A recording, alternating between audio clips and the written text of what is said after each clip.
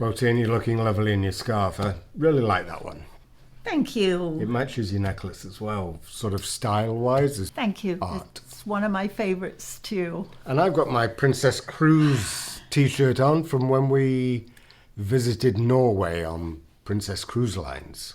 That was a great itinerary, wasn't it, Norm? We loved it. Yeah. Loved Norway Yeah, very and excited. Denmark. Yes.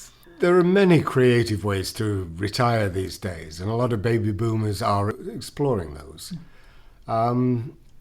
We've got 3 stories about how to retire creatively, and they all revolve around cruise ships. Can you retire to a cruise ship? That's a very big open question, eh, Norm? So we have 3 ways to retire to a cruise ship. There's the residential cruise ships, Tin, where you buy a cabin and then you pay a monthly amount to be on the ship, like $5,000. Yeah, and then there's the other ones, hey, Norm, where you book and you can go back-to-back cruises.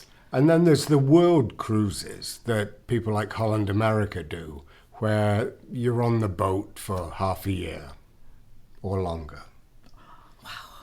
So we have the 3 stories that we've talked about whether you can do that and how you can do it. The most famous residential cruise ship is because it was in the news quite recently, and it's the Villa V, and they had cabins for sale, and a lot of people bought them. I think the ship is sold out. Yes, they did. I guess it was quite a popular concept, wasn't it? Very popular. But they experienced a lot of technical issues, and that was the cruise ship that was stuck in Belfast for quite some time. But it's a marvelous concept where you actually own your cabin and then you use the public spaces as your living room and dining room. Yeah, I think one of the things that would be unusual with that, Norm, is, we sold our house to move into an apartment and we have quite a bit of space. So the actual cabin space that they have bought can be relatively small, I would think. And we're starting to see YouTube videos from people who have bought them, especially inside cabins, where they're thinking they made a mistake and are either putting the cabins up for sale so they can buy a bigger one, or maybe just leaving the ship altogether as it not being what they wanted. One of the problems about having this traveling all the time is, what do you do for data? How do you get your smartphone to be on the Wi-Fi? Because a lot of these cruise ships either charge excessive amounts for it, but if you're traveling constantly through different countries on a cruise ship, how do you afford the data so you can keep in touch with family and friends, with the outside world, with FaceTime, with email? That's a very difficult question, hey, Norm. And we typically have to pay in Canada, and I'm with one of the big telecoms, $15 a day roaming for data. And the data I consume is taken off my plan as well, so that when I go home, I have less data available to me. So there is a solution to that, Tina, and what do you think that could be? I think that is the Saily app, Norm. And that's something that we've been using, and it is incredibly inexpensive. We told our friends about it who are avid cruisers, and they've used Saily twice in 2 different parts of the world. We've used it in Portugal as well.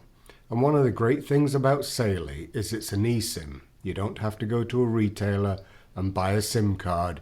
You don't have to take your SIM card out of your phone if your phone can accept an eSIM.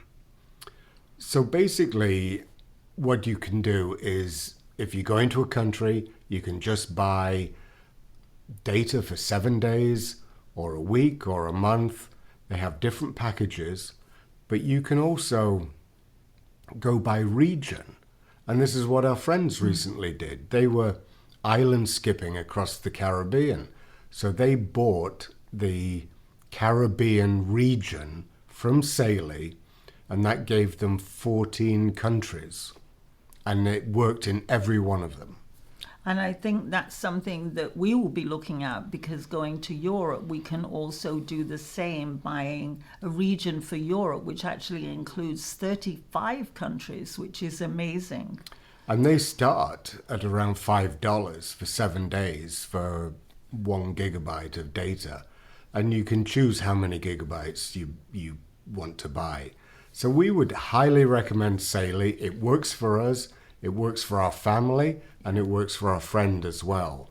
And we would just like to say thank you to Saley for sponsoring this video today. The other way to do retiring to a cruise ship is basically sell your house, put the money in the bank, and this is what a couple did. They had been 9 months cruising. They sold the house, put their possessions into storage, and what they were doing, before they got onto a cruise ship, they planned out a year of cruises. So you can go to a cruise site like Cruise Plum and organize all the cruises by months or destinations or length of voyages. And then you can see which ships are in the port at the same time. I think that would be a great way to help with your planning. And this couple in question, they weren't loyal to one particular cruise line. No. They would consider all different cruise lines, but how the plan went was they would come into port and then they just looked for another one that was leaving hopefully that same day, or at the most they might be 1 or 2 days in a hotel. So the key to it is to pre-plan, so Yeah. you know what's going to be in port when you arrive, or shortly after, maybe a day or two later. But when you look at the finances, it's incredibly interesting, because now you've sold your house, you're investing that money, so it's creating income for you, but you no longer have maybe a mortgage, rent, insurance, property tax, repairs and maintenance. And every cruise that you go on, you know exactly how much it is, and that is paying you all your food, your bed, you know, Yeah. room Bed and, to sleep on, room and board. room and board. Yeah. So it could be a very cost-effective way of doing it. It's definitely, for some people, it is worth looking at, isn't it? And Especially if you're in the go-go years and you're still fit and healthy and you've had an ambition to travel. These people are going all around the world and they're following the cruise ships with the seasons. Yeah. So one of the cheapest cruises is a repositioning cruise. They're getting very popular, but if you do a transatlantic, they do that twice a year. You do a trans-Pacific, they do that twice a year. And then you can be cruising in regions like Southeast Asia or Northern Europe or South America. yeah, I think your whole travel schedule would just totally change around where the actual ships are going, wouldn't it? Yeah. And as you know, the repositioning cruises, like we've done, is it 3 or 4 of those now? Yep. And they are a fabulous way of traveling, very cheap to get from one place to the other. Yeah, our recent one that we did on from Southampton to Galveston, Texas, I think that was $70 a day, and we got a mini suite. I know. So we actually got a really nice room for that price. So if we were retiring to a hotel, retiring to a cruise ship, we would have a minimum standard. So Yeah. we would want a sofa in the cabin, and we would want a balcony. Yes. And then that way, we like to get away from the crowds and the hustle and bustle of the cruise ship. And it's nice just to go back to your room. If the weather isn't good, you can sit on your sofa, maybe read a book, catch up on your internet or whatever, or sit on the balcony and have fresh air. Yeah, I think I was just about to say, Norm, that getting fresh air is a major component for us when we're on a cruise ship. And often the balcony is sort of sheltered with a roof. So even if the weather is a little strange, you can still sit out there Yeah. and get fresh air, which is, another great way to keep you healthy too.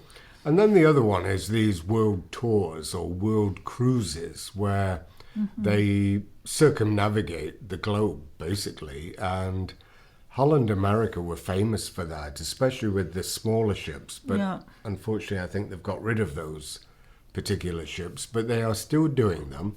And on the face of it, they look expensive at $30,000 or $50,000. But when you consider how many days you're on there, you've got your room and board, you've got all your food, you have all your entertainment, plus you're seeing the world. Yeah, so many, yeah. And some of these could be 3 months, couldn't they? Yep. 3, or some of them are even 6 months, and they kind of call them the world tour. Right. But, it's because of the months that you're on board the ship. And you would have to divide that out to get your costing and everything and see if that would work for you. So if you're worried about selling a house and renting an apartment because you think the landlords are just going to keep jacking the price of your rent up every year to an unaffordable level, the one thing about cruising is you know how much your rent's going to be. You know how much your food's going to be because it's priced into the ticket. Yeah, I guess that's a good way of budgeting, isn't it, if you felt uncomfortable about the other ways. Very much so. Yeah. So what do you think? Could you retire to a cruise ship? I think we could if we were in the right frame of mind. You think, Norm? It'd be an adventure. Be like a pirate going around the world. I think I'd maybe be okay for 1 or 2 months tops, do you think? Well, you can't retire just for 1 or 2 months. Though. You either jump in the pool and get wet or you don't. Ooh. So we hope everybody's keeping well. And staying safe. And until the next time, Bye-bye. bye-bye.